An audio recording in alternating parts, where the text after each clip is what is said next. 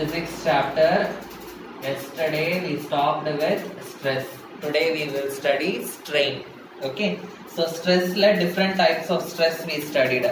What is longitudinal stress? In longitudinal stress we studied compressive stress, tensile stress, and volume stress we studied. Strain. Okay. What is strain? So first I will write the definition. Write down. It measures how much an object is stretched or deformed. Stress means pressing. Okay, stress means it is pressing. Strain means it is stretching. Okay, rubber band you will stretch, yes or no? So that is strain. Okay, so how much you can stretch an object? Okay, suppose if cloth is there, if I press the cloth like this, it is stress. If I expand the cloth like this, it is strain. If I stretch it, it is strain. Okay, so how much an object is stretched or deformed? Deformed means the formation is changed. How much it is stretched or the formation is changed, that is called as strain. So the formula for strain is, strain symbol is epsilon. For stress, what symbol we studied? Sigma. Okay, for strain it is epsilon is equal to change in size divided by original size. Change in size divided by original size. So epsilon is equal to delta L divided by L. Delta L divided by L. Okay. So this is also size, this is also size. So it does not, the size unit, if it is meter, here also it will be meter. So it will get cancelled. So strain, it does not have any unit and it does not have dimension. So it is a dimensionless quantity. So this dimension length means dimension will be L. This dimension also length means L. So the dimension also they will get cancelled. So it is a dimensionless quantity. Okay. So now this strain is divided into three types. Okay, so strain is divided into three types. The first one is longitudinal strain. The next one is shearing strain. And the third one is volume strain. Volume strain.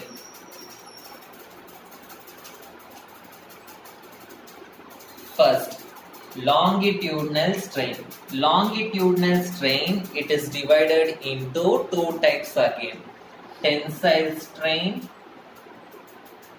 Longitudinal stress is divided into tensile stress and compressive stress. Same way, longitudinal strain also it is divided into tensile strain and compressive strain. Tensile strain and compressive strain. So first let us study what is longitudinal strain. Longitude means what? In the north pole, south pole direction. That only in geography we will say as longitude. Suppose if I have one rod like this, if I stretch the rod in this direction, if I stretch the rod, okay, or if I have a elastic like this, if I stretch the elastic in the north-south direction in a longitudinal way, okay, then that strain is called as the longitudinal strain.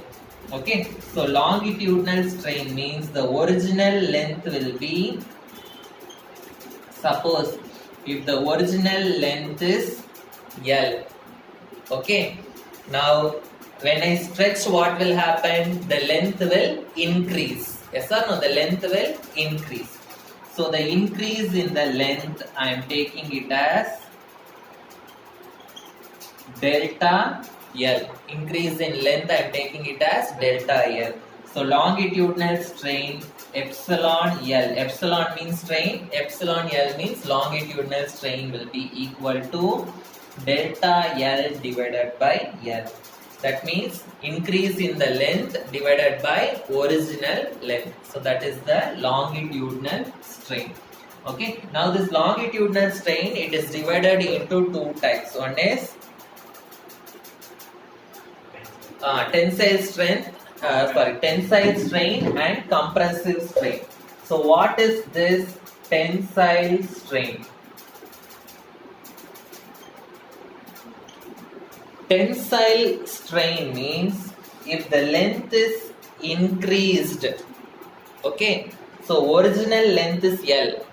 If I am increasing the length, if the length is increased, when I apply the strain, if the length is increased, then that strain is called as tensile strength.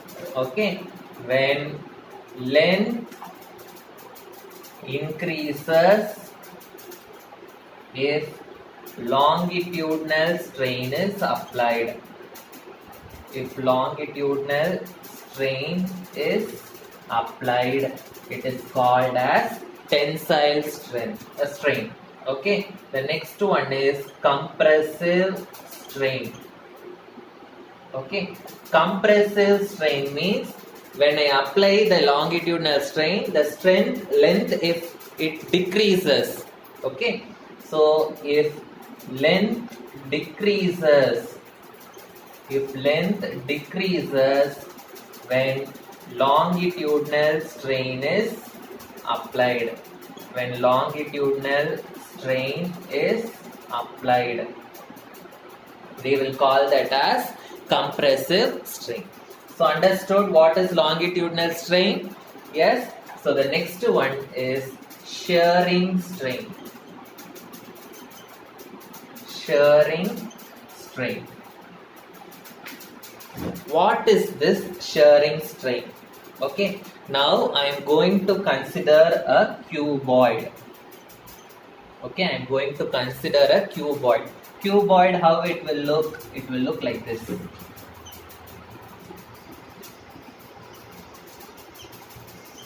Right? So this is how the cuboid will be there. Yes or no? So this cuboid, I am naming it as A, B, C, D. This is a cuboid. Now this base I am fixing. Okay, this base I am fixing, and this upper part alone I am stretching that side.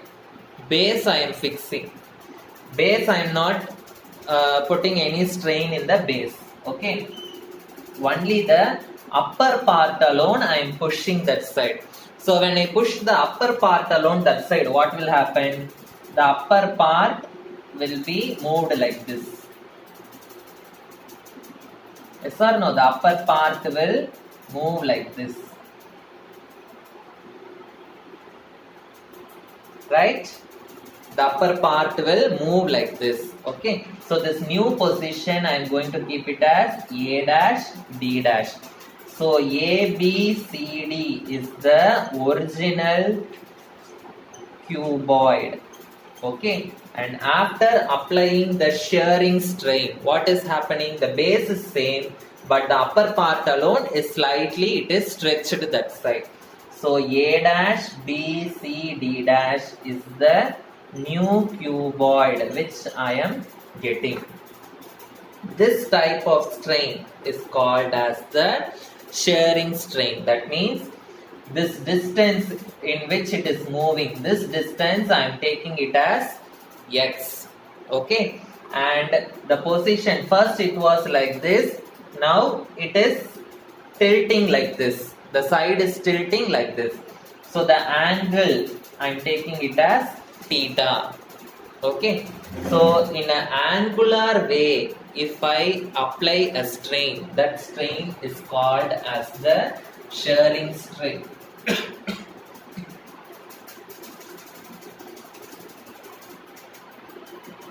So shearing strain, the formula will be epsilon S is equal to A dash by BA.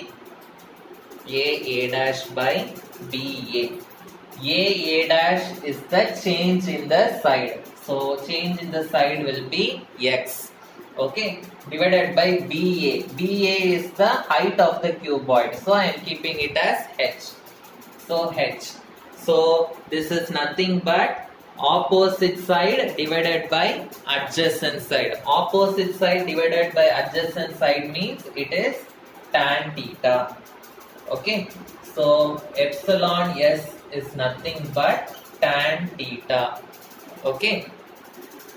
Because this X is the opposite side, side which is opposite to the angle. This is the hypotenuse side. This is the adjacent side. Okay, so I am writing it as tan theta. So if the displacement is less, okay, for if the angle is less, if theta is small, I can consider this tan theta is approximately equal to theta. Okay, tan theta is approximately equal to theta. So in that case, I will get x plus h is equal to theta. This one how I will get? When the theta is small. When the theta is small, I can substitute this tan theta as theta. This angle is called as the shear angle. Shear angle. So if they ask what is shear angle, you must write this fully. Shear angle means how much this side is stretched or how much the upper portion is stretched or sheared, shifted. Okay, that is called as the shear angle. The next strain is the volume strain.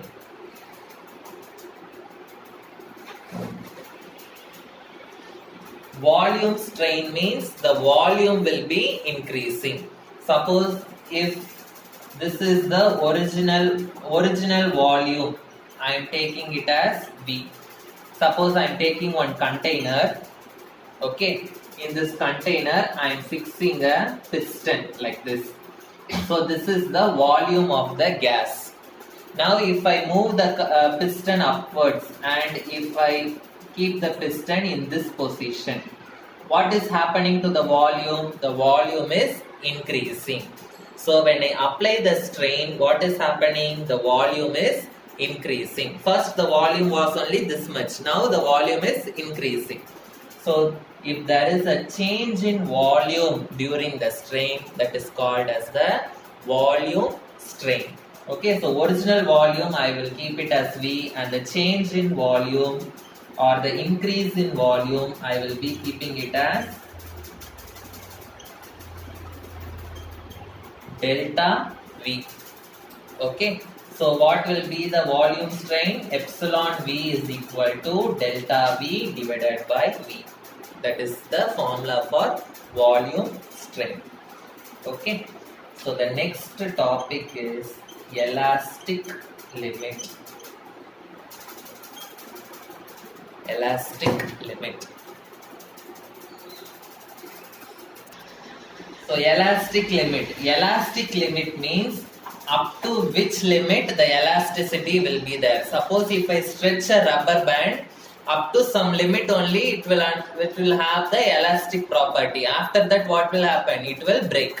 So till what limit the object can regain its original position, or till what limit the elasticity will be there, that is called as elastic limit. So elastic limit means it is the maximum stress that can be applied in the body.